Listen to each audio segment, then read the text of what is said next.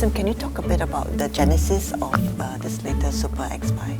Yeah, this Super X-Pi technology is something that I've dreamt for. It's my dream for more than 20 years. I wanted to do something for the headphone, which for a long time I thought that the headphone audio is wrong because you are taking the sound right from speakers and cut directly into a head. And what you get here is a very claustrophobic kind of sound where the sound is always inside your head and it's very unnatural. So I don't like headphone audio and I don't listen to it. So 20 over years ago I said, I tell my chief scientist, can you do something like this? He said, yeah, it's theoretically possible. And when he said that, I just dumped money into it. But it's 20 years. So it took us that long to come up with this whole thing. So it's only recently that the whole thing kind of materialized into a product called Super X-Pi.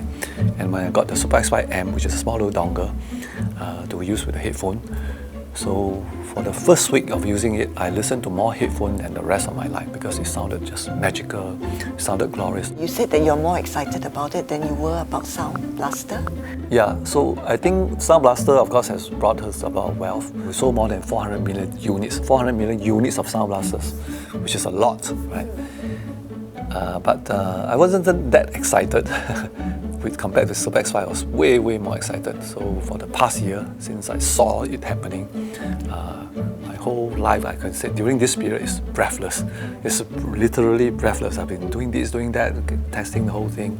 And I've actually listened to this headphone when I was running for 10 hours in the ultra marathon. And actually, not many people will know, but you are a very avid marathon runner. Yeah, I run a lot, but not fast. So I just kind of do it for the sake of fun, for the sake of health. How many marathons have you done? I've done more than 50 marathons. 50? Yeah, maybe including a dozen of ultra marathons. Over the years, Creative has had a long journey. You've had good times and not so good times. How did you cope with the not so good times? I think it's to be at peace. I think we have delivered values to our shareholders. We raised only about $100 million from the market, from the stock market. We have returned shareholders more than $1 billion in terms of dividends and share buybacks. So I think from that we have done our part. But then this low period is because the market has changed so fast. The old way of doing business has changed. If you're just doing a Me Too products, the Chinese will just overtake you. The Chinese are very good at doing all this Me Too thing, just the same thing, and they make it cheap and they sell directly. What do you want Sim Wong Hoo to be remembered for? Nothing. I'm just kind of myself, so it doesn't require people to endorse me. I think I've done my job. So we've created Sound Blaster. That's a big thing really. Normally you got one shot in your life. So we also actually enabled the whole CD-ROM drive multimedia market out there in 1990s, which was kind of not well documented, but actually I take credit for that.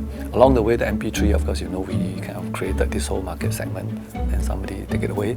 Now we got some consolidation, then we move on. So the moving on part will be this Super X-Pi technology, something very different, something that will change the whole world. I think if you listen to it, you should go and listen to it if you can. We're going to have more public places to show it already, and it's a world of difference. Right. All the best for it, and thanks very much for having lunch.